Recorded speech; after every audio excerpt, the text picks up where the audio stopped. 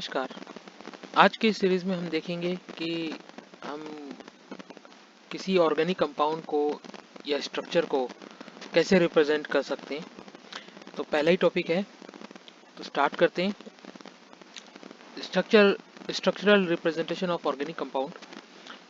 जैसे कि मैंने यहाँ पे तीन तरीके मेंशन किए हुए, ए, बी और सी। तो पहला वाले तरीके में हम सिंपल बॉन्ड को हम नहीं दिखाते कि कैसे बॉन्ड बन रहा है, कैसे बॉन्ड लगा हुआ है ना। अगर सिंगल बॉन्ड है तो हम उसको मेंशन भी नहीं करते। सिंगल बॉन्ड है तो सिंगल बॉन्ड को जैसे हम CH2 सिर्फ हमने एटम्स को बता दिया, उसके नंबर्स को बता दिया और दैट्स इट। और उसके अगर ब्रांचिंग कोई हो रखी है तो वो बता दिया। इस तरीके से पहला टेक्निक है। दूसरे टेक्निक में हम बॉन्ड को दिखा देते हैं। सिंपल ही यही बॉन्ड है, यही कंपाउंड है, लेकिन इसको तरीका क्या है दिखाने का, उसके बीच में हमने एक लाइन, एक डैश खींच दिया है, जिससे वो हम बता पा रहे हैं कि ये कैसे जुड़ा हुआ है, सिंगल बॉन्ड से जुड़ा है, डबल, मतलब हमने सिंगल बॉन्ड दिखा दिया। हालांकि अगर ऊपर डबल बॉन्ड होता तो हम बीच में डबल बॉन्ड लगाना पड़ता, लेकिन सिंगल बॉन्ड है तो हमने यहाँ पे सिंगल बॉन्ड नहीं दिखाया। डबल बॉन्ड या ट्रिपल बॉन्ड के केस में हमें उसे मेंशन करना पड़ता। सेकंड वाले में हमें डबल बॉन्ड ट्रिपल बॉन्ड सब दिखाना ही पड़ता है, सिंगल बॉन्ड भी दिखाना पड़ता है। और तीसरा वाला थोड़ा सा ट्रिकी है। ट्रिकी कैसे कि इसमें हमने कुछ जिगजैग मोशंस दिखा दिए हैं। जिगजैग यानी एक स्टार्ट हुआ, जैसे ही दूसरा मूव हुआ वो दूसरा कार्बन हो गया, तीसरा कार्बन, चौथा कार्बन, पांचवा कार्बन। यहाँ पे हम ना कार्बन को दिखा रहे हैं ना हाइड्रोजन को दिखा रहे हैं, लेकिन यहाँ पे सभी क्योंकि सिंगल लाइन चल रही है इसलिए सिंगल बॉन्ड है। लेकिन अगर इनमें कहीं डबल बॉन्ड होता तो वो इस तरीके से होता, और हाइड्रोजन को उसी के अकॉर्डिंग ही हमें दिखाना पड़ेगा। जैसे सपोज करो, एक ये लाइन लिया मैंने, एक कार्बन हो गया, दो कार्बन हो गए, तीन, और ये चौथा कार्बन है ना। तो C, single bond C, single bond C, है ना, एक दो तीन चार, सी। अब मुझे यहाँ पे हाइड्रोजन को मैं लगाना पड़ेगा अकॉर्डिंगली, जैसे जैसे उसके, जैसे कि पहले वाले हाइड्रोजन की मैं बात करूँ तो यहाँ तीन लगेंगे। क्यों? कार्बन जो है चार बॉन्ड बनाता है, तो एक तो इसके साथ बना ही हुआ है, बाकी तीन खाली हैं, तो इसलिए तीन हाइड्रोजन। ये अब यहाँ पे मुझे दो लगाने पड़ेंगे। क्यों? दो उसने बना रखे हैं और दो उसके बाकी हैं। इसी तरीके से इधर भी दो और बाकी बाकी तीन यहाँ, है ना। तभी वो मेंशन कर रहा है कि लास्ट में क्या है, मिथाइल ग्रुप है। मिथाइल जो CH3 ग्रुप होता है ना, इसी को ही मिथाइल ग्रुप बोल दिया है, मिथाइल। अगर मैं जेनरिक बात करूं तो अल्काइल ग्रुप भी कह सकते हैं, यानी -R, अल्काइल ग्रुप। ठीक है, तो ये तरीके हैं इसको दिखाने के। अब ब्रांचिंग के साथ कैसे दिखाएंगे, अगर कोई दूसरा कंपाउंड आ गया तो देखो किस तरीके से दिखाया है। 2 ब्रोमो, 1 2 3 4, दो पे लगा है ब्रोमो इसलिए ब्रोमो, 2 ब्रोमो बुटेन। चार कार्बन है, 1 2 3 4, इसलिए 2 ब्रोमो कार्बन बुटेन, है ना। इसको तरीका क्या है, देखो इसको भी वही सेम, ये भी ठीक है, ये भी ठीक है और ये भी ठीक है, तीनों तरीके से दिखा सकते हैं। फिर साइक्लिक कंपाउंड कैसे दिखाएंगे। साइक्लिक कंपाउंड कैसे है, देखो साइक्लिक कंपाउंड में सिर्फ मेंशन किया हुआ है, अगर हम इसको ऐसे दिखाएं या ऐसे दिखाएं दोनों ही सही है, इसको ऐसे दिखाएं या ऐसे दिखाएं दोनों ही ठीक है। सेम साइक्लोहेक्सेन में भी है, दोनों सेम बात है। ओके, अब कुछ तरीके से होते हैं, 3D स्ट्रक्चर्स होते हैं, है ना।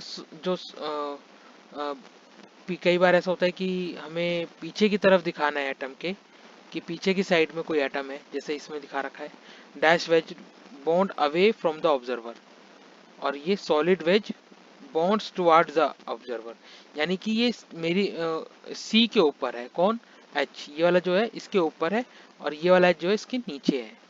तो ये बताने की कोशिश है कि इसके ऊपर नीचे है और बीच में सी है, लेकिन हमें प्लेन पेज पे दिखाने के लिए कुछ तो दिखाना पड़ेगा, ये आगे है पीछे है कैसे है। इस तरीके को दिखाने के लिए, यानी 3D मॉडल दिखाने के लिए इसको एज ए 2D दिखाया गया है।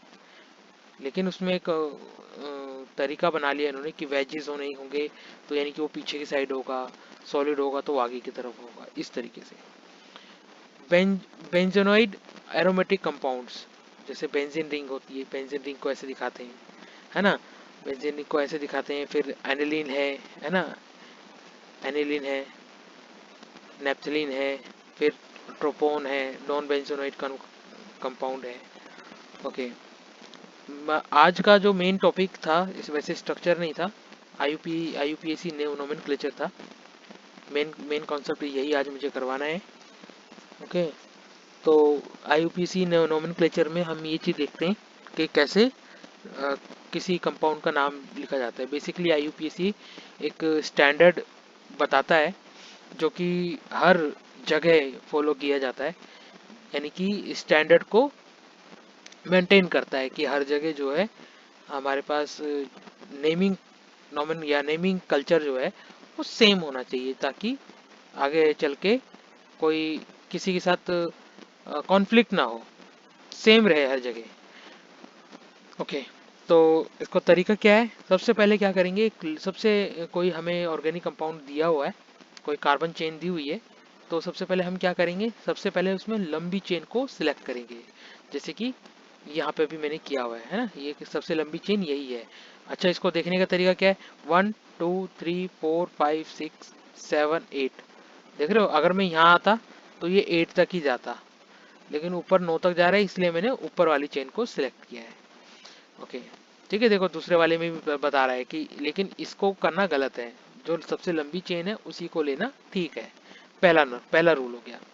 दूसरा, the numbering is done such a way that the branch carbon atoms get lowest possible number, यानी कि ब्रांचिंग कम होनी चाहिए, ब्रांचिंग कम आए, ज्यादा नहीं आनी चाहिए। ठीक है, तो देखो, मतलब लीस्ट नंबर पे आनी चाहिए। तो जैसे पहला कार्बन, दूसरा, तीसरा, चौथा, पांचवा, छठा, सातवां, आठवां, नौवां, ठीक है, लेकिन यहाँ से देख रहे हो तो दूसरे पे आ रहा है और छठे पे आ रहा है। अच्छा, लेकिन अगर मैंने उस उल्टी तरफ से किया होता तो ये चौथे नंबर पे आ रहा है और आठवें नंबर पे आ रहा है, तो यानी ये वाला गलत है, इसको लेना ठीक नहीं है। लीस्ट नंबर होनी चाहिए, जब भी हम देखेंगे तो लीस्ट नंबर को देखेंगे। ठीक है, यानी कि हम पहले वाला लेंगे दूसरे पे, फिर छठे वाले को देखेंगे। Okay, the names of alkyl groups attached as a branch are then prefixed to the name of the parent alkane and position to the substituent as indicated by the appropriate number of and follow as by alphabetically। यानी कि जब हमने ये देख लिया, branch लगा ली हमने, तो हम अब जो है इसको इंक्रीमेंटल ऑर्डर में, यानी कि छोटे से बड़े के रूप में हम देखेंगे, लेकिन अल्फाबेट के तौर पर। जैसे पहला एग्जांपल देख लेते हैं, 1 2 3 4 5, है ना, दो पे लगा है मिथाइल, दो पे, चार पे लगा है मिथाइल। ठीक है, अब देखो पहले दो लिखा, पहले नंबरिंग क्या आई, दो, दो लिख दिया, फिर चार आया तो चार लिख दिया, दो चार डाई मिथाइल पेंटेन, क्योंकि 5 कार्बन है इसलिए पेंटेन, पेंट, और बाकी सारे सिंगल बॉन्ड है इसलिए एन। ए एन ई जो है अल्केन के लिए आता है, ए एन ई है। ओके, इसी तरीके से अगला देखेंगे तो अगला भी सेम है ना, तो इसमें तीन आ गए, तीन कार, तीसरा जो है दिख नहीं रहा है इसमें, लेकिन आप इसको यहाँ मान लो, तो टू टू, यानी कि एक दो तीन चार पाँच, दो दो पे, यानी दो दो पे एक CH3 है और एक ये, और चौथा जो है यहाँ है, तो 2 2 4, यानी देख रहे हो एक ही पोजीशन पे दो बार लगे हुए हैं, तो हमें दो दो लिखना पड़ा है, दो दो लिखना पड़ेगा। ठीक है, फिर उसके बाद चौथे वाले को भी मेंशन किया, चार, टाई मिथाइल पेंटीन। लेकिन सोचो, अभी तो हम मिथाइल की बात कर रहे हैं, मिथाइल और एक इथाइल अगर लग जाए तो क्या होगा, तो इथाइल, ये मिथाइल है ना, तो लॉन्ग चेन, एक दो तीन चार पाँच छः सात, चार पे लगा है दो मिथाइल लगे हुए हैं, और तीन पे लगा है एक इथाइल लगा हुआ है। तो रूल के हिसाब से इथाइल, 3 इथाइल 4 4 डाई मिथाइल, अगर सपोज करो ये मिथाइल है, डाई मिथाइल है ना, डी डी से शुरू हो रहा है और ई से शुरू हो रहा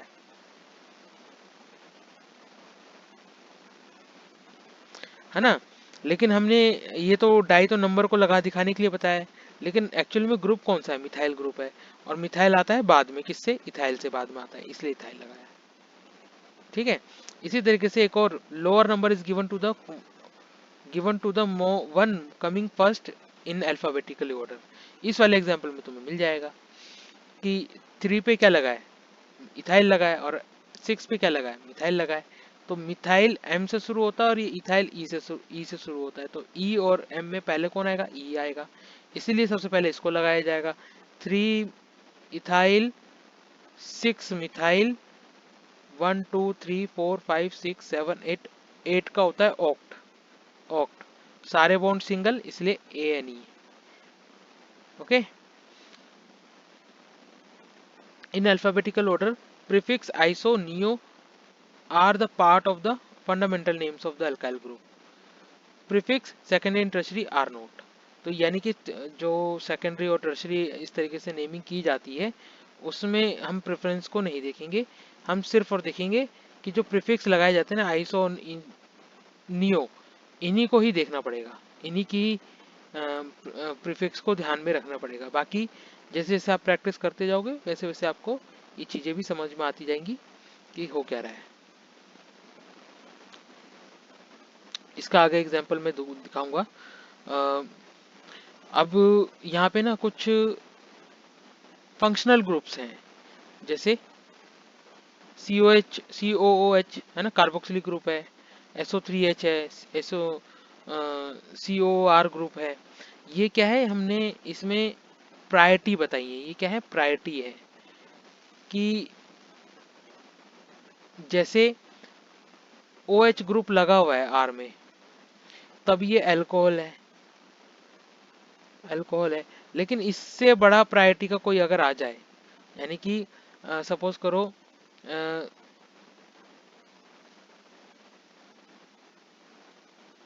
कार्बोक्सिलिक के साथ ये लग गया, और यहाँ पे एक और सी लगा देता हूँ, और ये आर हो गया, यहाँ पे एक एच हो जाएगा, यहाँ पे लगा दिया ओ एच, ठीक है, और एक एच यहाँ लगा दिया।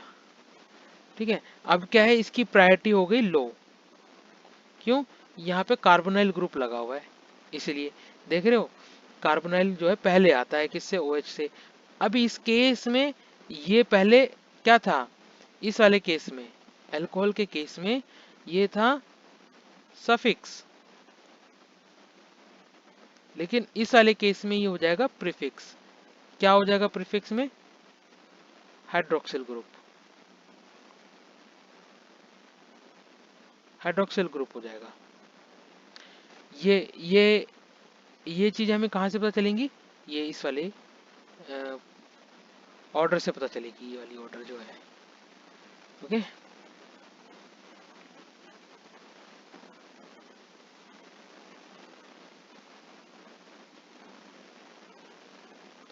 ओके, ठीक है, आज के लिए इतना ही। बाकी देखेंगे।